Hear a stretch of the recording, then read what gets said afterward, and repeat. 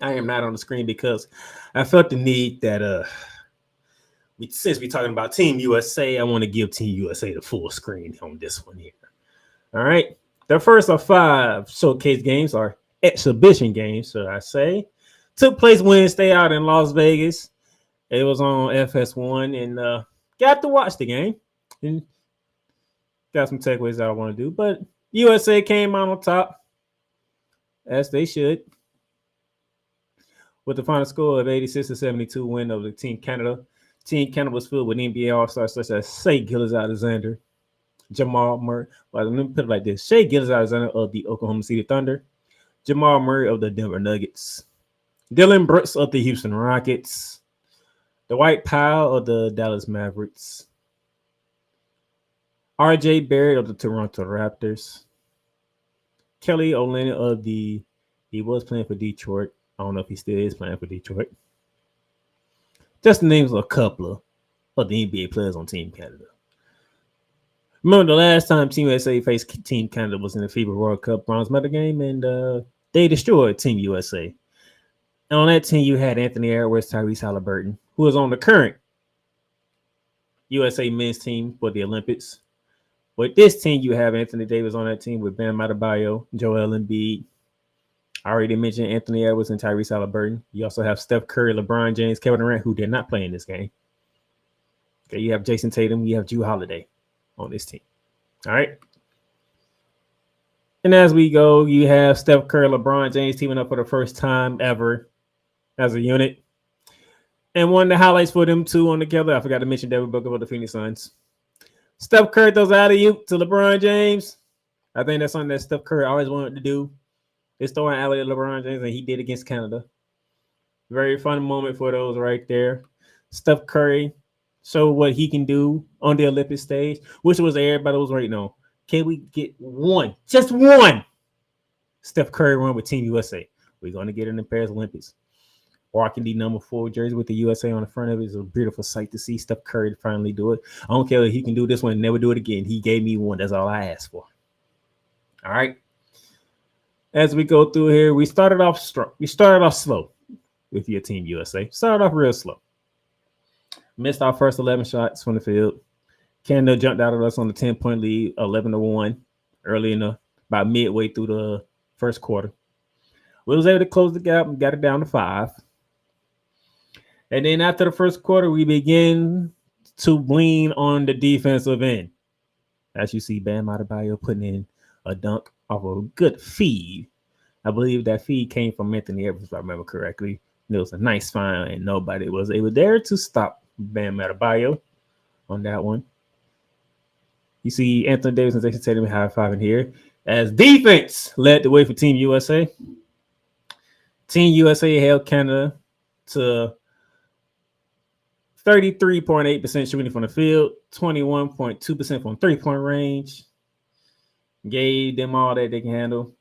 Team USA out-rebounded Team Canada. They also was blocking shots as well. You know, Anthony Edwards led the way for Team USA with 13 points. Steph Curry put in 12. Anthony Davis gave you 10 and 11 with 4 blocks. As also Jrue Holiday put in 11. So you have 4 players from Team USA scoring in double figures. The 3 that you see on your screen with Anthony Edwards, Steph Curry, and Anthony Davis. And you also throw in Jrue Holiday, who put in 11. Team USA shot 53% from the field. Didn't shoot that well from three-point range. I think they shot somewhere like 36% from three-point range. But they leaned on the defense. In the second unit, so the starting lineup for Team USA, ladies and gentlemen, consisted of LeBron James, Steph Curry, Jrue Holiday, Devin Booker, and Joel Embiid. The second unit, which is the dangerous unit of Wednesday's game, featured Anthony Edwards, Tyrese Halliburton, Jason Tatum, Bam Adebayo, and Anthony Davis. That second unit provided the spark led by Anthony Edwards. Anthony Davis handled business, you know. Team USA had 46 rebounds and 21 assists. Defense was to have struggled on offense. We probably could have had about 31 assists. You probably could have had another 10 more assists in that game. But, you know, the offensive cohesionness was not there but it's the first of 5 exhibition games. So by the time they fly to Paris to get ready for that, the offensive cohesion should be there, waiting and ready to go. We should know where Paris want the ball at, how they move off screens, how they cut, and all that good stuff, and we should be ready to rock and roll.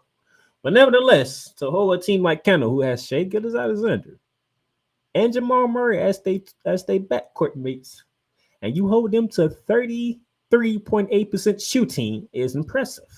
Because you're talking about 2 bona fide bucket getters in Shai Gilgeous-Alexander and Jamal Murray.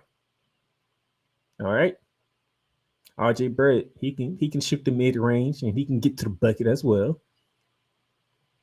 So it's a very, very interesting thing that we got to see from Team USA when it came to this exhibition game.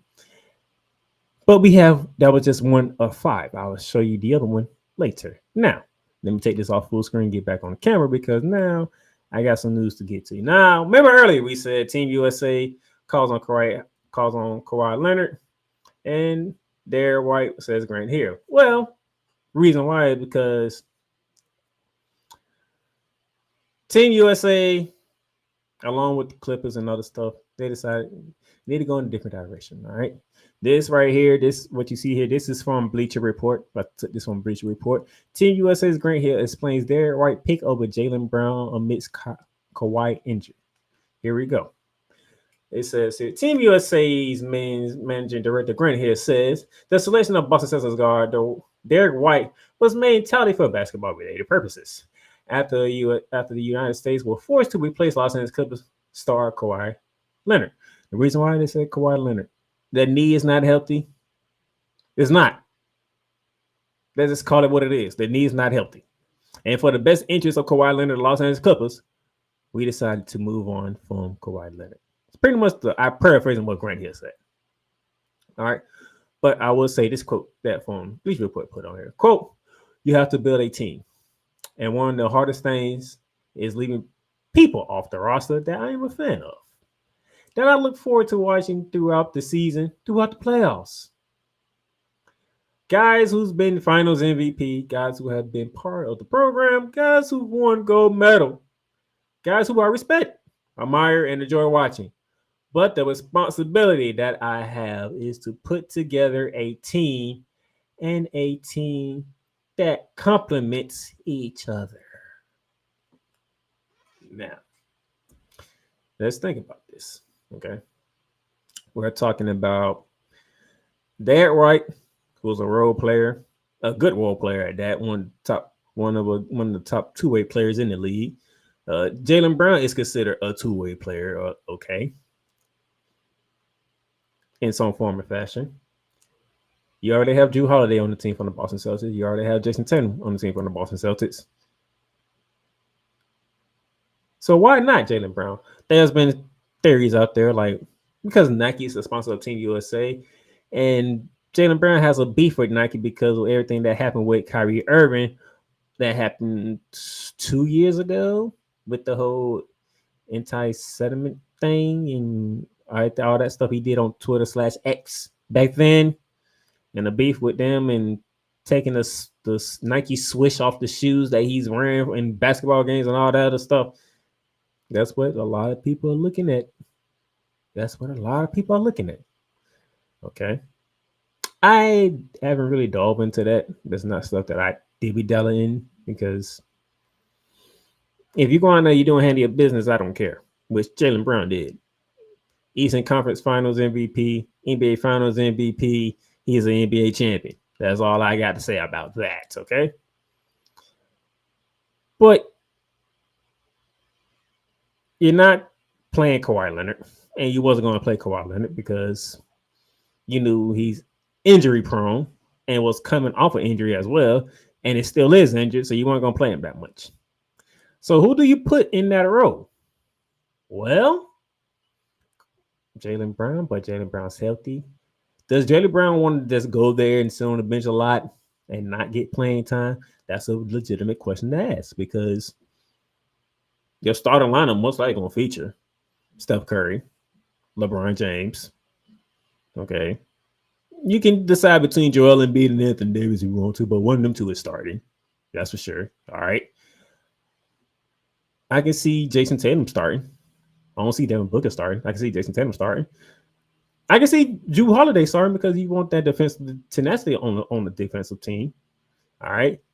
Then Anthony Edwards, maybe. We don't know. It's Steve Kerr. Steve Kerr don't like to, throw his starting lineup out there like that. Okay. But it's a question. Who are you starting? Who's going to get that playing time? Who's not going to get a lot of playing time? What are we doing here? It's a debate. So it makes things interesting.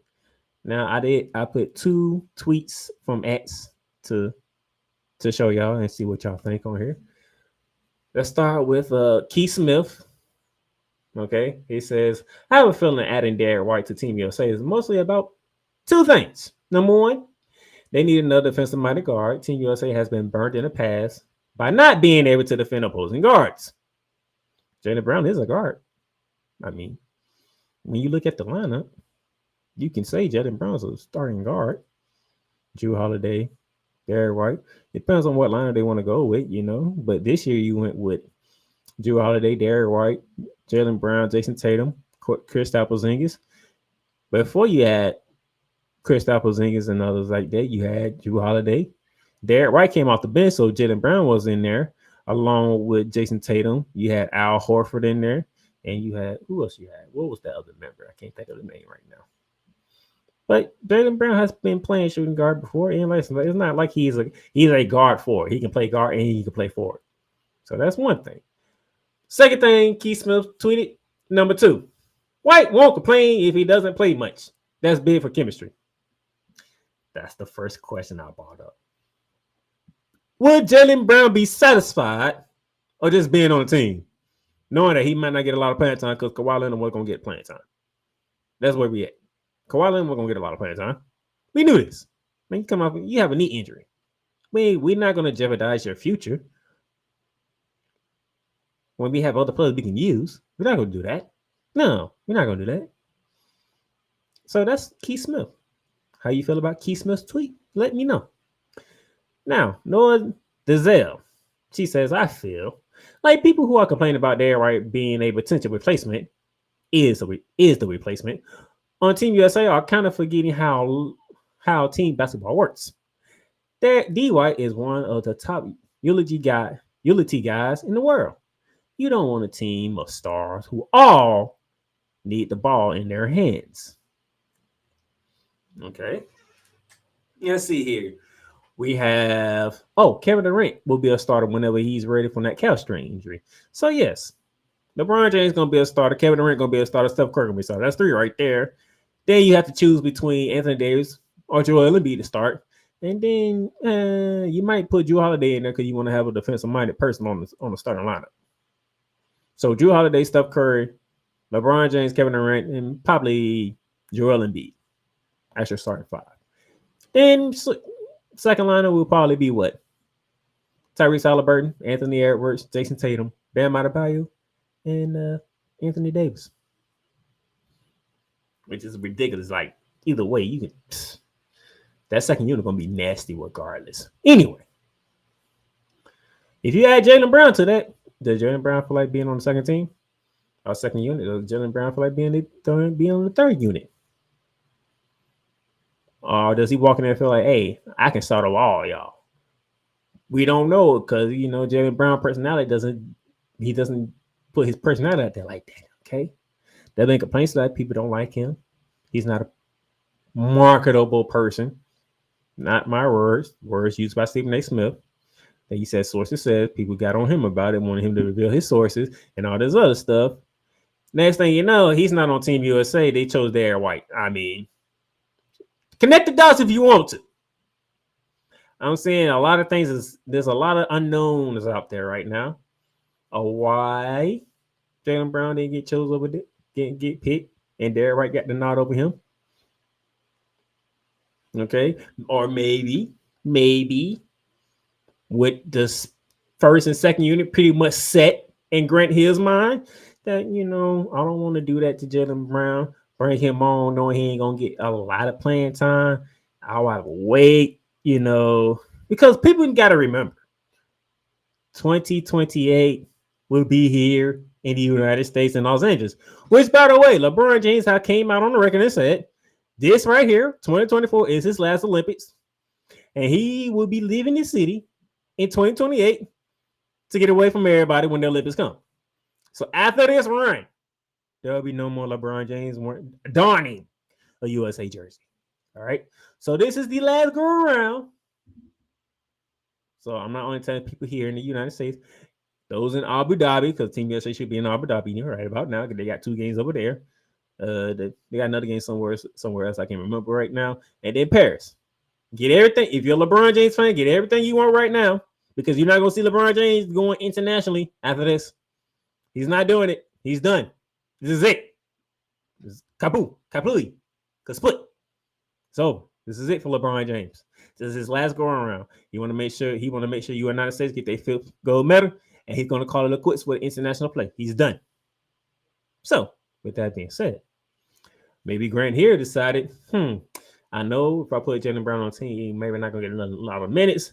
Plus the chemistry that we got with right now is working pretty good. Steve Kerr's finding his way right now and all this good stuff. If I can wait for 2028 and have Jaylen Brown represent the home country, we can go that route. See, this is some of the stuff that people don't think about.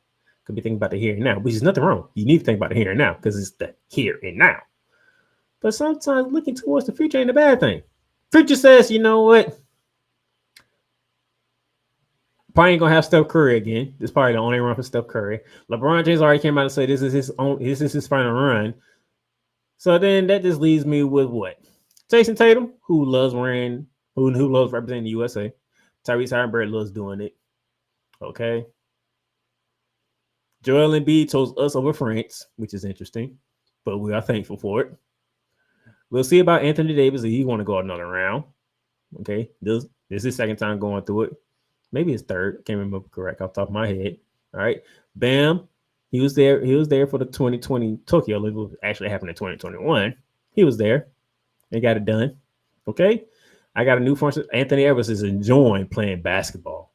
Kevin Durant, this might be his last go around, to say the least. So then, you had a lot of spots open. Kyrie Irving, Jaylen Brown. Who else we want to throw in there? Jason Tatum. Maybe a Klay Thompson at the end of his little run of basketball career. Maybe.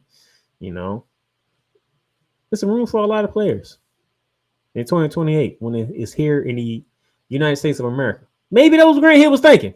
I'm not speaking for him. I'm just saying. Maybe he was thinking 2020 might be better. He can represent the home country. He might be the face of Team USA going into that one. Who knows? Things happen. But it's just something for y'all to think about. Let me know how you feel in the comments. Let me know.